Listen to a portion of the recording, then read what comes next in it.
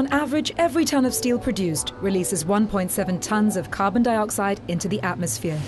At the same time, steel is a vital ingredient that powers global growth. It is an industry that the world cannot live without. Austrian steelmaker Voestalpine admit to polluting and contributing to carbon dioxide emissions, but they have also established themselves as a world leader in developing and using advanced technologies to reduce emissions in the steel industry. Voestalpine have 3 steel production sites in Austria. Its largest is here in the city of Linz. We have started a very ambitious environment program in mid of the 80s. Since that time we have invested more than 700 million euros just in our environmental machinery. To give you some indications, we have reduced the emissions on a per ton base in the last 15 years by roughly 20%. One of the key measures that Voestalpine adopted in order to reduce CO2 emissions is the use of waste plastics in their blast furnace process to replace fossil fuels such as coke, coal and heating oil, the common fuels used in the steel industry. More than 75% of the plastics used by Voestalpine is not suitable for recycling and would otherwise be landfilled. The waste plastics are first turned into specially prepared pellets and then injected into the blast furnace. In order to further reduce their carbon footprint, the plastics are brought to site using the company's own railway. The waste plastic used corresponds to more than a third of all the plastics disposed of in Austria. In 2007, Voestalpine commissioned the world's most advanced sinter off-gas cleaning system at its works in Linz.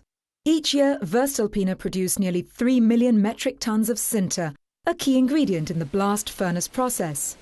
Much of the challenge in cleaning up the off-gas stream from a sinter plant lies in the specific makeup of the emissions, which is why so many plants are an environmental concern. Conventional technologies are not up to today's stringent emission standards.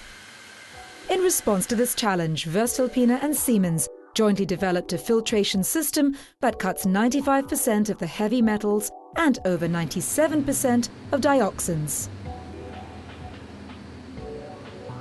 This technology is now being rolled out across the rest of the steel industry.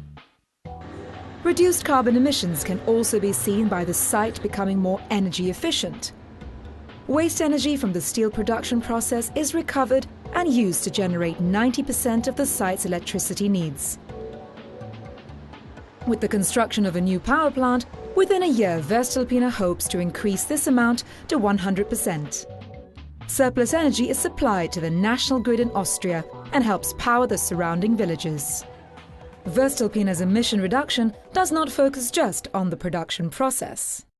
One of the most important points is that you should not just focus your emission reduction efforts on your plants. We have to optimize CO2 emissions in a much broader way. We have to tackle this problem with our customers. For example, working closely with customers in the automotive industry, Voestalpine has developed high-strength steel grades with lightweight materials for vehicle manufacturing. By reducing the weight of the car, they are directly contributing to the reduction in its fuel consumption and, in turn, emissions. Voestalpine is the world's first steel company to recycle both steel and plastics from vehicles, roughly 85% of the materials found in an automobile, in the steel production process. We recently developed a steel with a very high strength of 1500 megapascal and with a very excellent corrosion protection. So with these steels the cars are lighter and also safer, and therefore they do not consume as much gasoline as before.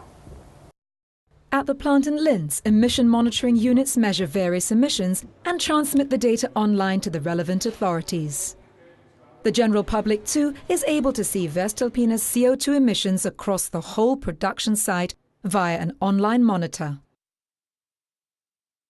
Voestalpine is one of 8 key members of the ULCOS network, or ultra-low CO2 steelmaking.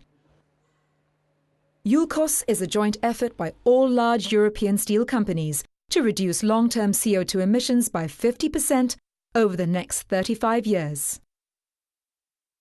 This will be tougher and tougher in the future because we did a lot in the last years, in the last 20 years, and of course for the future it will be much more difficult to find further reduction opportunities. But in general, I would say it should be possible over the next 10 to 15 years to reduce on an annual basis our CO2 emissions at least by 1%.